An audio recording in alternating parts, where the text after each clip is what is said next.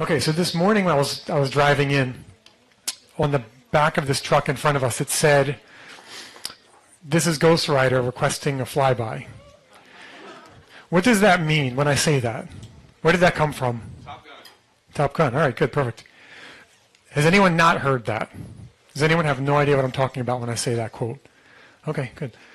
So this is a perfect example of what I want to talk about right now, because the Bible is full of these pop cultural, these lines, these statements, these stories that were passed around for quite a while, and the New Testament is full of them. And not only is the New Testament full of them, it leverages them and even tells stories that are, in my belief, a midrash.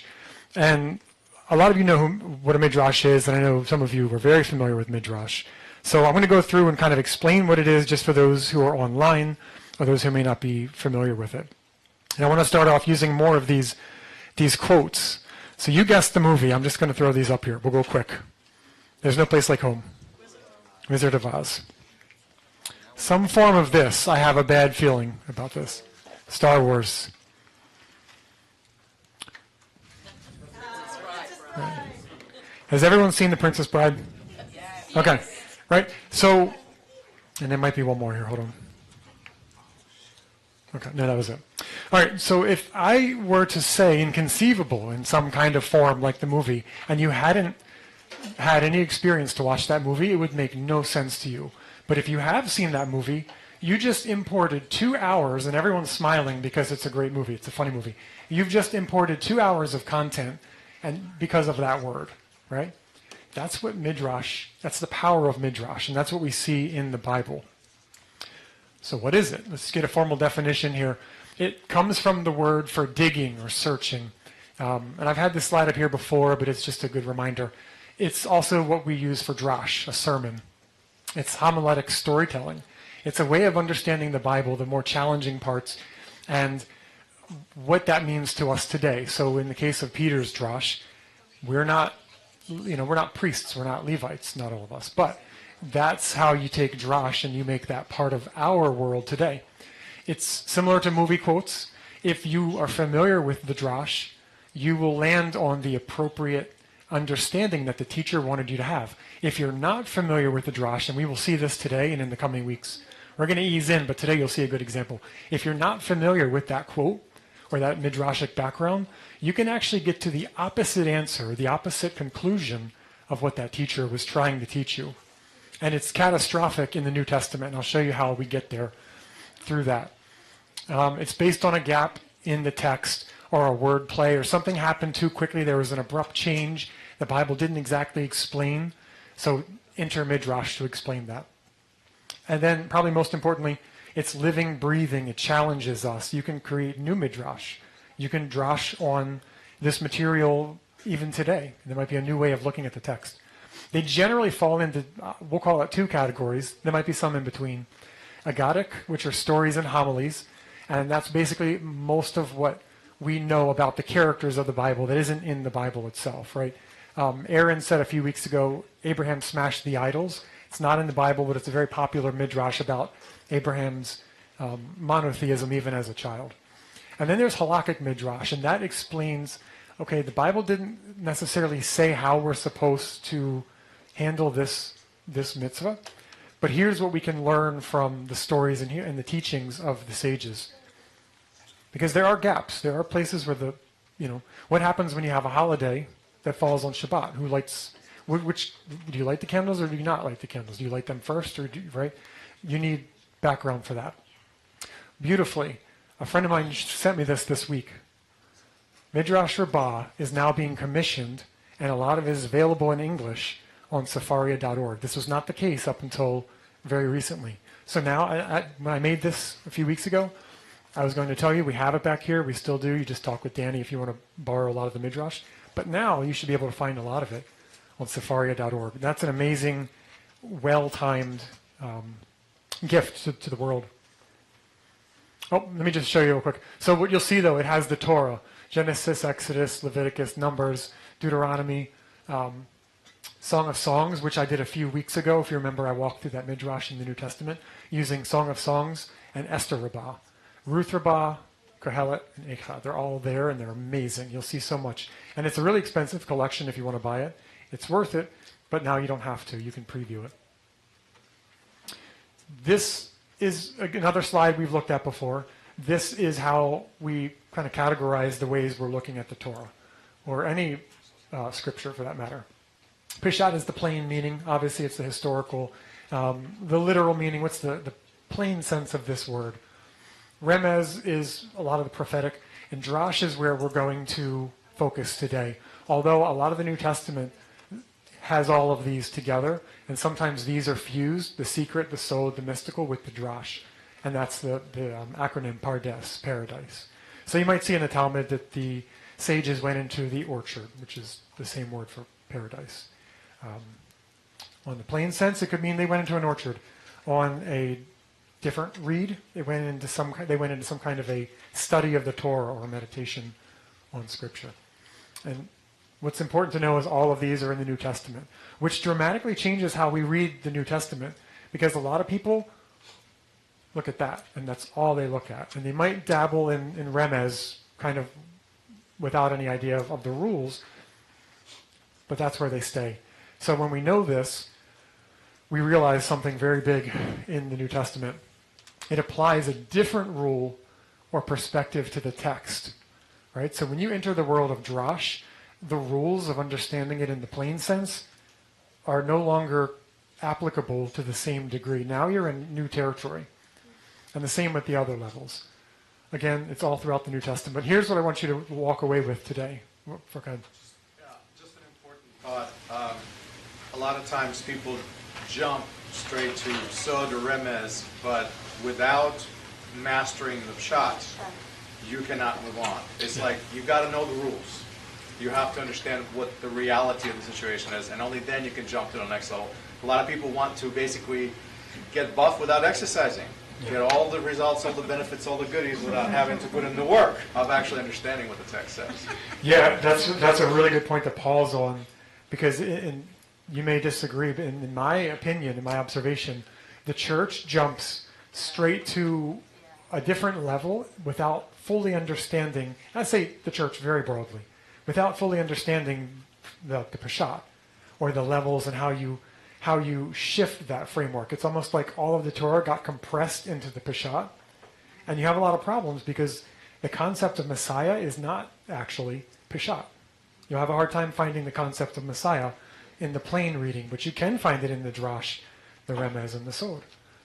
I think it's a lot of the interesting parts of the Tanakh, for example, like Messianism or the resurrection, are not plain. I mean, the Sadducees kind of had it right. They were sort of a Peshat reading, in so many ways. It was those quote unquote liberal Pharisees that would run off with the text and that actually kind of saw those glimmers of a messianic eon or a resurrection.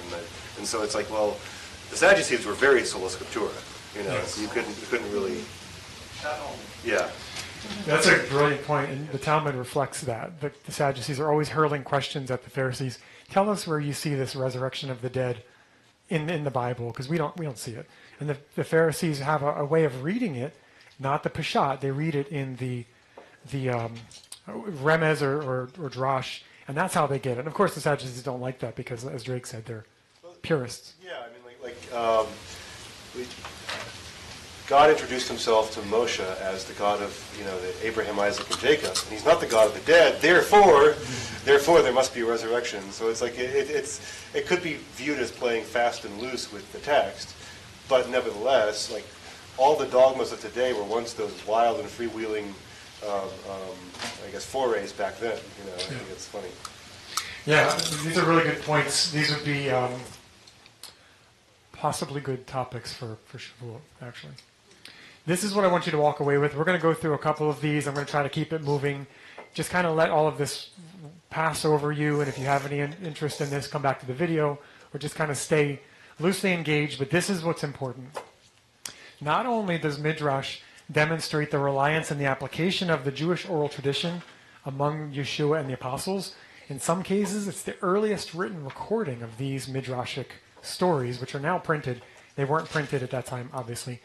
sometimes it's the New Testament is the earliest we have of it. So it shows this continuous thread of these teachings. Just highlight for people the dating of the Midrash Rabbah, for example. The collection itself is quite late, some of it. Yeah, centuries later, 500, 700, some of these Midrash were gathered and compiled, but you have to remember they were gathered and compiled in a context, just like a Bible canon happens in a context. This is centuries after the oral era. This is after the Mishnah was written. New Testament's already written. But what it shows is, and now you have to remember too, the Midrash, there might have been other Midrash we just don't have access to anymore. It was oral. They may have had more nuance in some of the stories, but the way they were gathered and compiled have a certain bias to them. Regardless of that, it still shows continuity in some amazing ways with the New Testament. But it moves that needle all the way back to the time of Yeshua, the 1st century. Now, most people wouldn't argue that that Midrash goes way back further, right? Some people would. I mean, yes, there's a world out there who would reject everything I'm saying today. But a lot of scholars recognize that that oral tradition goes quite a long ways back, and we'll never really have an idea of where it started. That's kind of the rub. Okay, so earliest written recording of these Midrash can often be found in the New Testament. So here we go. Jannes and Jambres. Paul is writing to Timothy, and he says, just as Jannes and Jambres opposed Moses, so these men, whoever the men were he was talking about, they oppose the truth. They're corrupted in mind and disqualified regarding the faith. Now, where do we read about these two, Jannes and Jambres, in the Bible? Where in the Bible, though? Depends on what you consider to be the Bible. Right, great question.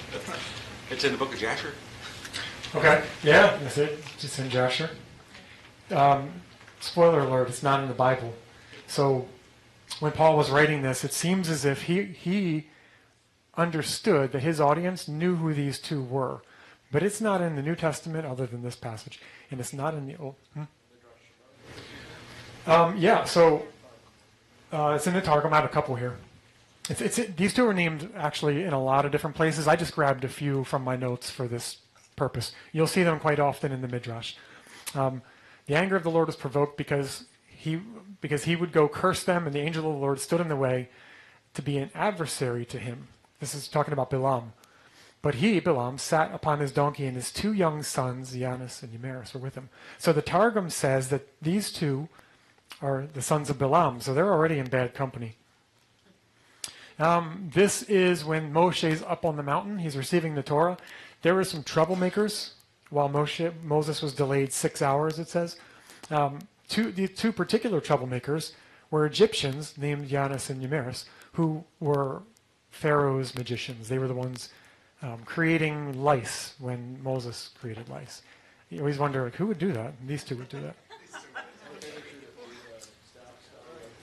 Yes. His serpent ate the serpent. Yep. Yeah, it's another Midrash. It's another Midrash.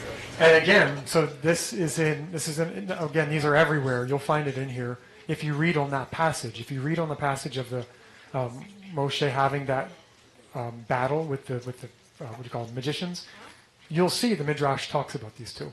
So here's what we know. Now we know what Paul is talking about in the book of Timothy. Who were these two? They were the sons of Bilam. They were magicians in Pharaoh's court. They followed Israel out of Egypt, probably for no good reason. They opposed Moses many times, and they instigated the sin of the golden calf. This is all from the Midrash. But Paul assumes we know that, or at least assumes Timothy knows that. That's strange, though, if you figure it's not in the Bible, right? That already opens us up to some new territory. Does it make sense? Okay. This is the game we're playing here. We're gonna kind of pull these together. Some of these are my own, but I encourage you to look into those. Just encourage everyone to think about the process of canonization. A lot of times people think that like the Bible we have is something that people have always had. Actually, the process was very, very loose. It didn't happen. Different groups of people considered certain books to be, nice and readable and profitable for teaching and learning. Others considered other groups. So within Judaism of that day, there were always fractions that liked one book or the other, and many of them leaned upon books beyond what you would consider today canonical. And so they read much bigger and much broader. They dipped their toes into a whole library that today has been limited and shrunk down to the text that the people said, these are the good ones, stay with these. The Ethiopian canon is one of the widest. Yes. Yeah, and if you are reading just what is canonized, and canonized takes on a different definition, whether you're in the Catholic Church or the Protestant, if you're reading just what's canonized, you're missing out on a lot of information that the original audience had. And to your point, Peter, you said around the time of Hanukkah, the Maccabees story may have made it in, but politically it couldn't because of Hasmoneans at that time. They had already kind of been corrupted. So, yeah, canon happens and it's political, but you have to know, his original audiences, they had a lot more to read, and even the Gentiles in Paul's audience had a lot more knowledge than most people do today. That's right. Teaching hour. All right, so here we go. Washing of feet, very popular among the church. It's happening here around in the Gospels, and I'll show you. But first, I'm going to go back. You could go back to Abraham, but in the Midrashic tradition, there's a better connection here with Joseph. So Joseph frames his brothers. He sends them back. He keeps Shimon, in jail. And then he says, come on back with your brother Benjamin. They bring Benjamin back. Joseph takes Simeon out of jail, out to them. And when the man had brought the men into Joseph's house and given them water, they washed their feet. Now, this banquet in the Bible is just a dinner. It's just a dinner between Joseph and his brothers, who don't know he's Joseph yet. Here are some things in the Midrash, and it's very fascinating. It's only a chapter or so that you would have to read to gather this, but you'll see it. In the Midrash, the passages in the Bible about the banquet contain the word cup, kos, 4 times. So a Passover Seder has 4 cups. Even though we know this is way before the Passover Seder was instituted, the rabbis see that there are 4 cups mentioned in this banquet. So the sages say, oh, this is a Passover Seder. This is an allusion to the Passover Seder. And everything they talk about with Joseph and his brothers is in relation to a Seder. We learn that Joseph doesn't drink wine until he's reunited with his brothers. I won't drink of this wine, right? So you're starting to see these ideas. The brothers are together. They don't quite know who this guy is. He didn't drink alcohol until he's reunited with them, or he won't drink until he's reunited with them. And then Joseph washes Shimon. This is where it's fascinating, right? I'm just picking one dart out of this whole tradition. It's very deep. Before their eyes, Joseph imprisoned Shimon. Once they departed, Joseph gave Shimon food, drink, washed him, and anointed him. So he was kind to his brother, the one who caused the trouble that got him pretty much thrown in the pit. Commentary, the Art Scroll commentary, Joseph resorted to the expedient showering of Shimon with benevolence. He waited on him hand and foot. So we're getting this idea, hand and feet, right? Where he's washing him, he's doing something, he's humbling himself. He's like the vice regent of Egypt. He's humbling himself for Shimon. Now, if you remember, Peter's name is Shimon Kephra. The Gospels make sure that they include that. They don't always, but Simon, Shimon, it's the same word. Then he poured water in a basin and began to wash the disciples' feet and wipe them with a towel that was wrapped around him. He came to Shimon, Peter, and said, who said to him, Lord, why do you wash my feet? So we're seeing at the Passover, we're seeing the image of the wine, the brothers being together, the kingdom, and the washing of Shimon's feet. So you have to say, did one happen or did the other happen? Or is the author trying to bring a story together so you see the connections and the deeper connections? Rabbi Foreman refers to those as intertextualities. Intertextualities? Yeah, they're hyperlinks within the text. I like that. Same verbiage, same language, and one part is a way of casting commentary on another part. Or vice versa. Yeah, I think at this point we shouldn't be concerned about the validity of the New Testament. I think we need to step back and look and see that the authors are connecting stories and people. And we know Joseph and Yeshua have an incredible amount in common. This would be a teaching on its own. Fathers, I don't want to get into that now. It'll take me off course, and I know the time is ticking. But you get my point. The author is trying to bring these stories together and these people together to show you on a midrashic level, maybe even on a sod level, that there's more going on here than just a Passover Seder. All right, there's a humbling, there's a rectification, there's a tikkun, there's a, it's very deep. I encourage you to jump into that. And I have the notes if you have questions on where to start. This is a good one. And we said this morning, actually, opening the service. A dot or a yod? Since you're familiar with it, we'll just read the highlighted parts. Yeshua's teaching, and he says, don't even think that I came to abolish the law or the prophets. I have not come, but to fulfill. Not an iota, not a dot will pass from the law until all is accomplished. We know that passage very well. We probably all had to argue that with somebody at some point to get to this room.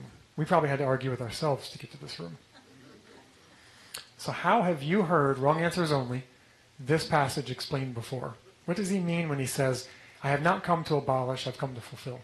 Great. I think in the common lexicon, fulfill just means to abolish in a nice way, on the up and up, above board. And so it's and I think their timeline is, well, the cross happened and the resurrection of the Messiah happened, and that's the fulfillment. Not, in Revelation, it actually used the word ginomai in Greek to accomplish, which appears again in Revelation. And so it's giving you an idea more of the distance from that accomplished than I think is the common understanding. And so, but yeah, that's just... So I didn't come to abolish it, but I kind of abolished it.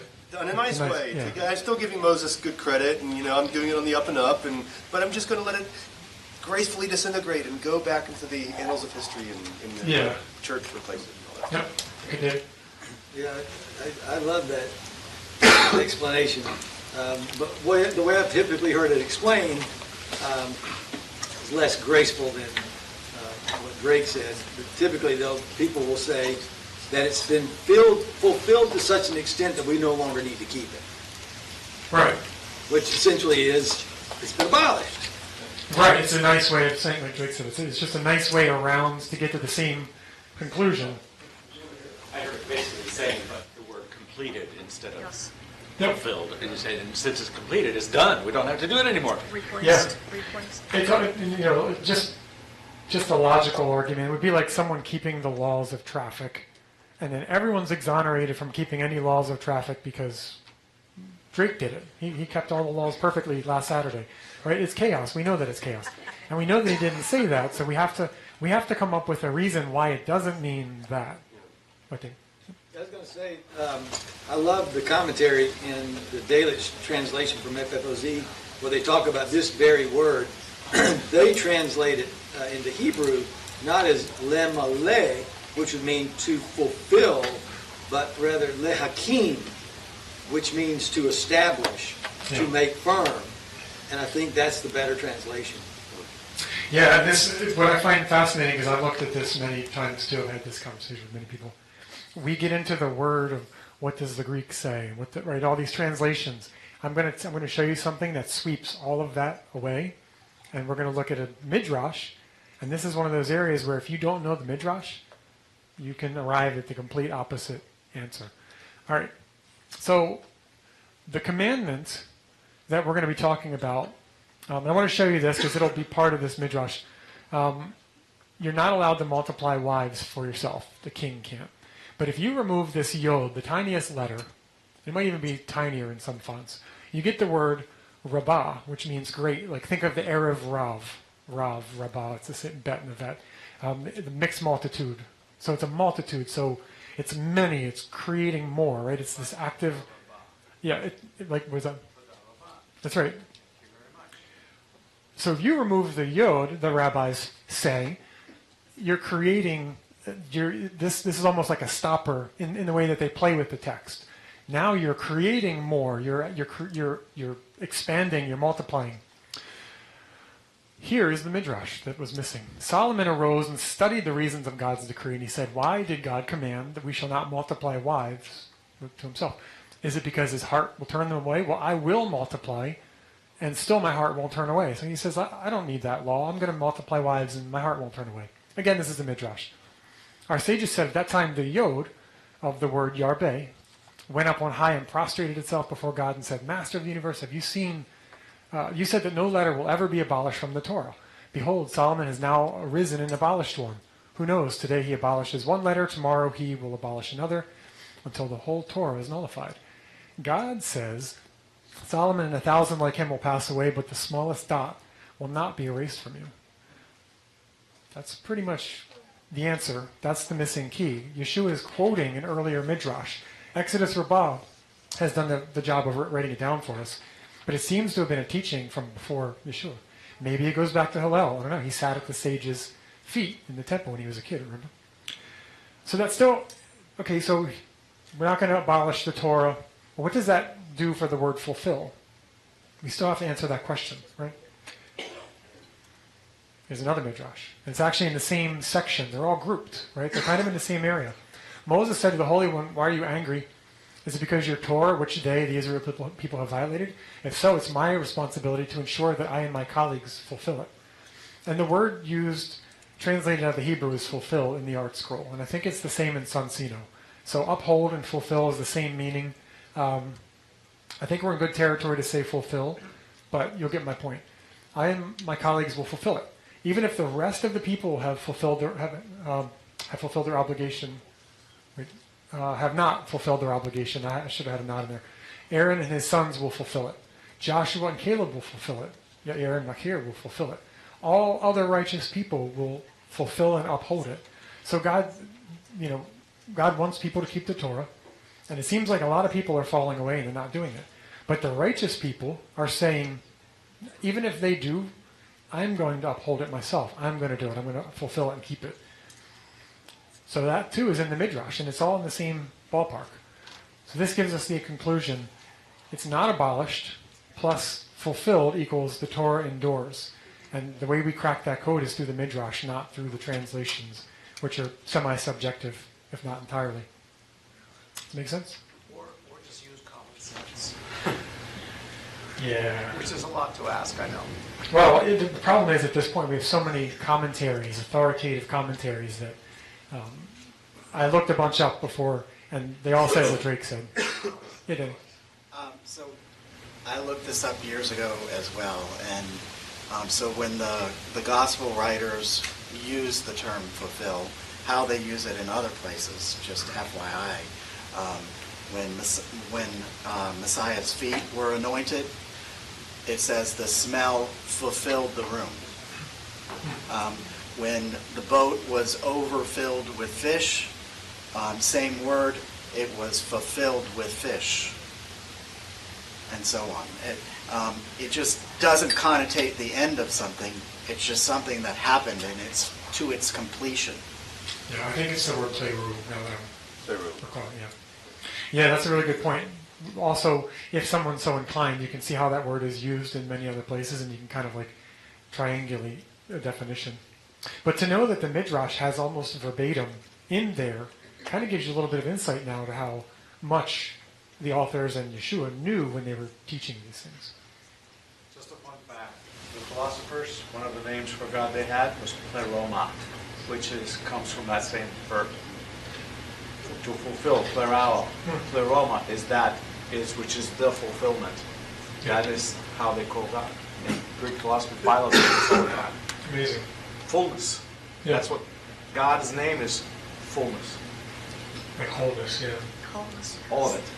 Shalom. Well, that sort of puts us back to that prayer at the end in the Siddur when at the end of the Shemona Esrei is that we call a merciful one because his mercy is never ends. We call him the compassionate one because his loving kindness is never ending. It's fulfilling. It's always. He's fullness of all things. Right. In all things that we lack, he has no end. Yeah, and in that passage, I know we're always fighting in Messianic terms to argue the point of fulfillment or the Iota, the completion.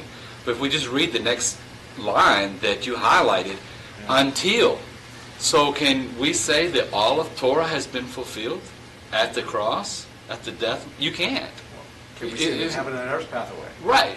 So even if you take that passage and somebody's arguing, can you say that it's been fulfilled? Can you say everything about Torah has been fulfilled? All the prophets? And you can't. So you can that nullifies the statement before that. Well, not only that, but in Deuteronomy, Moses calls heaven and earth as the witnesses. of the Torah. And so until heaven and earth pass away, literally, that wasn't just a poetic flourish. It's like heaven and earth as they exist are the witnesses of Torah. Yeah, it's funny, I didn't plan this, but this actually dovetails into this because there is a separation between heaven and earth. There are like layers. They're called the worlds, olam, or ramot. And that goes into the cosmology of the Jewish mindset. And until, like, it's known that the earthly, the terrestrial, what we see, the mud and light of our existence is an outworking of those higher levels. Hebrews kind of lays this out, that this came after the heavens and the earth, the heavens, and then the ethereal, which perfectly ties into this, because this is another one of those verses which radically, I don't know how we got there, centuries of not understanding this idea. So I'll start with this. Mark 15, 38 to 39. The curtain of the temple was torn in two from top to bottom, and when the centurion who stood facing him saw that, in this way he breathed his last. He said, "Truly this man is the Son of God." So the centurion sees from Golgotha, right? He sees something just happen in the temple, and he saw this man just breathe his last, and he saw this connection, and he said, "This is the Son of God." What does it mean when the temple curtain or veil has torn? What have we heard? God, Christ's death opened the way. You don't need the priests anymore. The Holy of Holies is open to all. Blah blah blah. You just walk right into it. Yeah. The Holy of Holies, which keep that in mind, because that's going to come back in a second. Yeah, basically the same thing as that, but like the separation when the tearing of the curtain happened, then it's like, oh yeah, just anyone, no Levite, no high priest, like it's not just for them, like anyone can walk into the Holy of Holies, and it's crazy because I used to believe that. Well, the Hebrew says the opposite, like no, of course we're not talking about the temple on earth, like good heavens, you can't do that. So one of the interpretations I've heard is that it's like someone tearing a shirt in grief. God the Father has just lost his son, and he's tearing his garments. Right. Yeah. Okay. Great. Well, I think the way it's always been framed is that the temple was sort of this very narrow spigot through which holiness could come into the world, or God's presence, and it was inhibitive. And so, I guess the death and the crucifixion burst the reservoir, so to speak, and widened it. And so it's always framed as it was sort of an estoppel to righteousness, or the temple was. Yeah, very good. I read recently that it was also basically a revealing of the sham of sorts, where they were worshiping as if the ark was in the Holy of Holies when it hadn't existed. It was not to be found since the end of the first temple. So when the second temple was built, they no longer had the Ark of the Covenant, or pardon? The jig is up. It's like Wizard of Oz. The open the doors and it's not there. Yeah, it's like, oh no. Well, I've never heard that before, but I'm really glad you brought that up, because that's... Nehemiah and Ezra really got it wrong. You're building that thing. All right, so good. These are awesome. These are great, because some of these I've never even heard. Here's where we have a problem, though, with a lot of those. There were two veils, right? Not everyone knows that, by the way. Not everyone knows that. Most people, they don't study the temple. Why would we care about that, right? There is an inner to the Holy of Holies, and there is an outer, visible from the outside. And the outer one has a very unique design that will be important for this whole piece. Josephus tells us it was only the first part that was open to our view, meaning you can't go past, you can see the first curtain, but you can't go into the Holy of Holies. No one could do that. Even if that veil had torn, you couldn't see it because it's deep in the temple and there's still a veil and a door on the outside. Before the doors, though, when you look at the temple, so you have the Holy of Holies and you have the outer veil, right? And the doors are here, but the outer veil before it was this huge veil. That's the outer one. And it's a Babylonian tapestry of blue and fine linen, and on it is a panorama of the entire heavens. So it's a very beautiful tapestry of the galaxy, as much as they knew about it. And of course we know that they were very into astronomy. You had to know when the holidays, right? You had to have some kind of working knowledge of astronomy So it's right there on the temple.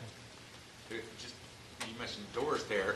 There's Jewish writings say that the doors would throw open regularly, unexpectedly. The doors would just fling open, in addition to the veil tearing. Yeah, around this time. Yep, Yeah. in the Talmud, there's some really good statements that kind of corroborate the historical, the Peshat.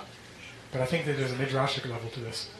Okay, Hebrews also tells us behind the second curtain was a second section called the Most Holy Place. So they kind of have the order different than I'm going to go, but they do recognize that there's a second curtain, right? It's in Hebrews. Here's what it looks like. According to Rabbeinu Bakia, and I took a lot of time to kind of compress this, and I quoted him, but here's what you need to know. Does that have a laser on it? I guess it doesn't matter. I'll just use my finger. So number one is the area behind the curtain. That's the Holy of Holies. No one can go in there except the high priest once a year.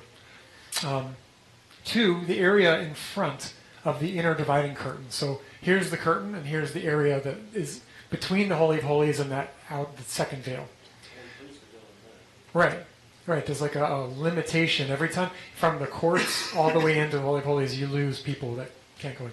And the third section is around here, right? So you have two curtains. I just want to draw that out. The second section is what we're looking at, though. The second curtain. You could see this from Golgotha. You could see this from the surrounding mountains. Okay. Golgotha was straight east, so you could look straight in through the temple entrance. Right. So you could see if something had happened, it's foreseeable that you could have line of sight to it. They all stand for something. Of course, they wouldn't just let it be a building, right? There has to be some symbolism to this. The inner section, section 1, is the world of the angels and the world of souls. This is a Rabbeinu Bakia. This is Middle Ages, but you'll find traces of this in the earlier sages in the Talmud. The world of the celestial bodies is in here. So interesting. The curtain that has the celestial bodies in the galaxy on it is the section that represents the bodies and the stars and the planets. The terrestrial universe, Earth, physicality, all of that stuff is in front here. So do you see what we're doing? The temple was designed when the information was given to Moses to create. It was a symbol, a microcosm of all of God's creation. And even inside of the temple itself and the tabernacle, it's designed to look like the Garden of Eden. Okay. So here's recapping. The heavens are torn. Centurion saw the outer veil torn from his vantage point. The veil had the heavens on it, so they were literally torn. Thus the heavens were torn. The Greek word for torn is schizo. We see the same word in Yeshua's immersion in the book of Mark. So it's a bookend to the book of Mark. Immediately he came up out of the water, and he saw the heavens being torn open, and the Spirit descending on him like a dove. So look at it this way. Something happened that was supernatural. Something happened that tore through the veil as they looked at this. All the seven heavens are usually described as being separated by veils. God's behind a veil. Something, the Spirit of Messiah that existed from before creation, remember, it hovers over the water in the Midrash. The Spirit of Messiah cuts through the heavens, cuts through that dividing layer, and comes into our world and descends and becomes the Spirit that Yeshua takes with him. And it happens at the end of his life, when he breathes his last, it goes back through the heavens. It's a midrash. Now, did it happen? Sure. Did they use that midrashic tradition to tell that story and kind of add some emphasis to it? I think they did. And we see this many times. I just kind of picked one. I will shake the heavens and the earth, and the sea and the dry lands, and I will shake all the nations, so that the treasures of all the nations shall come in. And I will fill this house, the temple, with glory. So did we see the nations recognizing this? Did we see the heavens and the earth rocked? What did it happen at the temple? Yeah, all those pieces are there in the gospel. It's brilliantly written, right? They really beautifully, and it just kind of shows you, now you step back from the New Testament and say, this is totally different than I thought it was. Yeah, Drake? One thing I think is interesting about temples, as opposed to synagogues or churches today, was that the way they were constructed. I think the Catholics, with their cathedral design, actually have some sensibility about it. That they were supposed to be sort of the cosmos in which the pageant or the drama would take place of what was the public belief at the time. And so So like in Babylon, for example, they would have giant baths of water representing the seas, or the pillars representing the mountains, and maybe, and so the deity would be enthroned in sort of a microcosm of his cosmic abode. And so I think it's much different than just this is a place where we go to pray, and you can do that anywhere. But the idea that God's presence dwells in a place that is as much as possible one-to-one with our understanding of reality, as it should be, is much more profound. Yeah. So it's not just a building in a sense. Like this is not a temple, and it can never be one. All right. So I like that. I'm not saying this to be cantankerous or anything. I'm just saying the story where it says that he saw that the temple was torn. He didn't necessarily have to see it, but it's a storytelling technique. Sure. Like in Return of the Jedi, at the end, Luke sees somehow that the Death Star is destroyed, and so do the Ewok and every creature in that realm. There's no way that they could actually see it, but the storytelling makes it look like they did. Okay, and the way that I see it, it's kind of like a Hashem doing a Deus Ex Machina or a black hole, in a written form, so that we can see it, like it would be done in a play. I agree with you 100%. It had to be a loud sound when it was torn. Yeah, I think what you're saying, Danny, is where I am. I'm kind of stepping back to I'm not looking at it from the Peshat level, where that would be a factor. That would surely be a big deal. I think something did happen on the Peshat, the plain historical level. But I'm with you in the sense that the author, from like a meta-narrative, is stringing pieces together to tell a story that we had a high priest who passed through the heavens, as it says in Hebrew. Like, something supernatural happened that, like, never mind the physical, great, I hope we find something that proves that. But I think the author is saying something bigger that has a more cosmological, mystical implication to it. The storytelling is a little bit more complicated because remember, they're drawing all these traditions and they're not thinking that they're recording history, because we modern people think of stories as if these are news briefs witnessed by eyewitnesses, and they have their references all lined up. But that's not how storytelling works in the ancient world. He says that so-and-so said this. Well, they could have said something similar to that or close to that.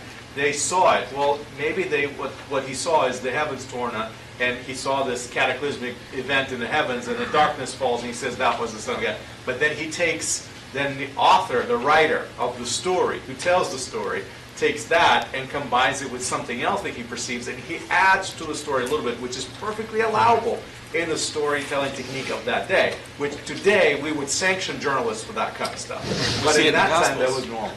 We see it in the Gospels, there's variation. They also saw the same things play out. They told it differently. Right. They all tell the same story. Right. They all have a different focal point. But I think that alone, what Peter just said, is huge. People don't read the New Testament that way. They look at it from a singular level, and all of these bits and pieces. I mean, I have thoughts on that. A lot of Sadducees in our midst, So let me do this. Can I have 5 more minutes? I have one more. We good? Okay, because I don't know what time I'm supposed to end here. David's not here, so I'm going to jump in. Well, we're going to stay till you're done. Okay. Keep going. All right, so this one I'm going to skip this one. We'll come back to that. I'm going to do this one. Hagar and Sarah. So Paul uses a midrash. And I think Paul's using a midrash that in his time was more of an argument. When it became written down centuries later in the midrash I'm going to show you, it seems like the rabbis have kind of settled on one of those ideas. But I think Paul is doing something that was well within his rights as a rabbi at that time. Hagar and Sarah. So let me do this. Before I get into this book of Galatians, I am in the camp of people like Mark Nanos. I think the thrust of the letter of Galatians, and you can argue with me if you want, but not now because we don't have a lot of time. I think the argument is more about 2 forms of Gentiles joining the synagogue. There are the people who converted through the normal methods which are allowed and there for anybody, or the people who become the children of Abraham through faith.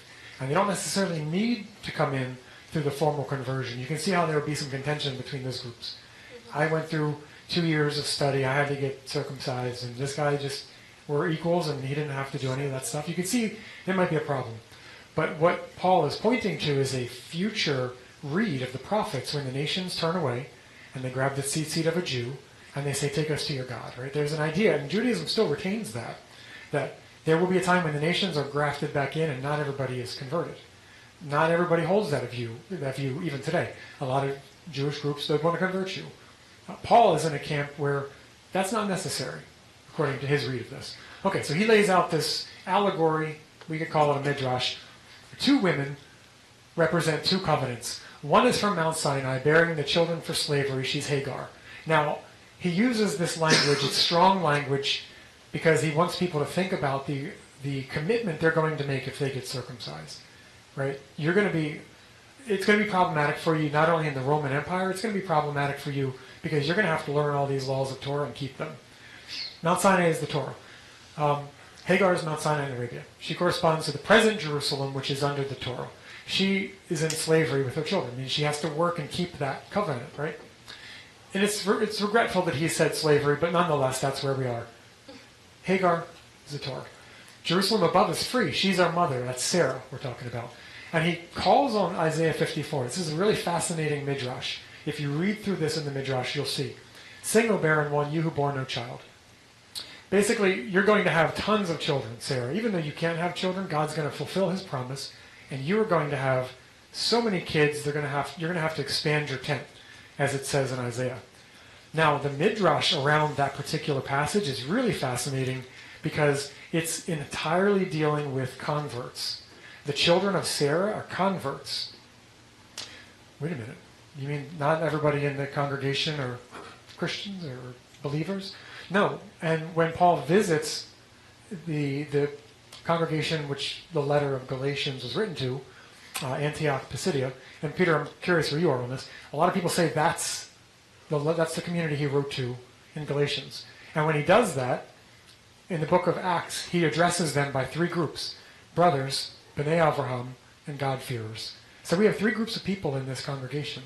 We have brothers who are Jews, B'nai Avraham, which is still a term for converts today, and we have God-fearers, people who haven't converted, who are part of the community.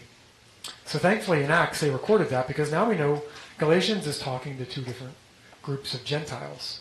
Those who are converted, and the ones who haven't converted, who feel like they should because they're being told to, and he's saying you don't have to. Okay, so recapping. Hagar, Jerusalem above, children through conversion. Jerusalem below. Jerusalem above, Sarah, children through faith. So these are the people who believe by faith. These are the people who went through the process.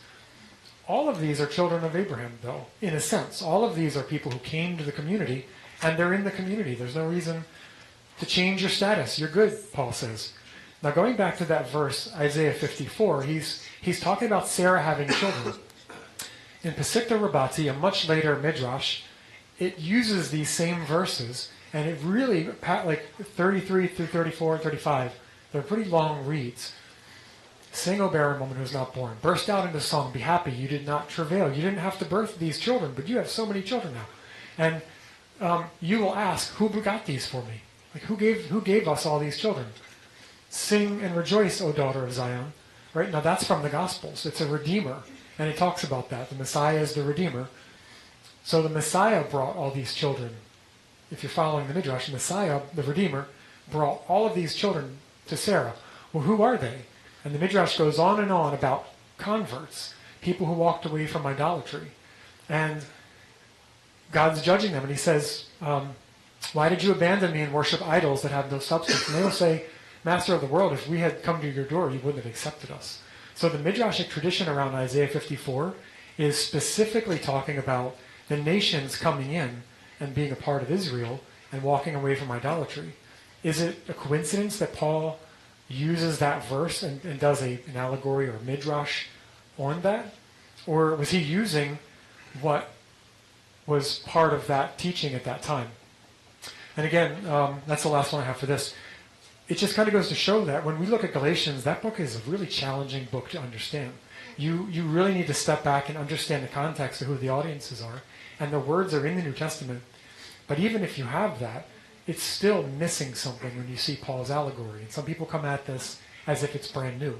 But the verses he uses from Isaiah, they have a context in the Midrash. And it's exactly the context he's dealing with. What do we do with these Gentiles who, they shouldn't convert, but they need to be part of the community? So it just goes to show that when you have that Midrash, you can totally pull another read out of those pages.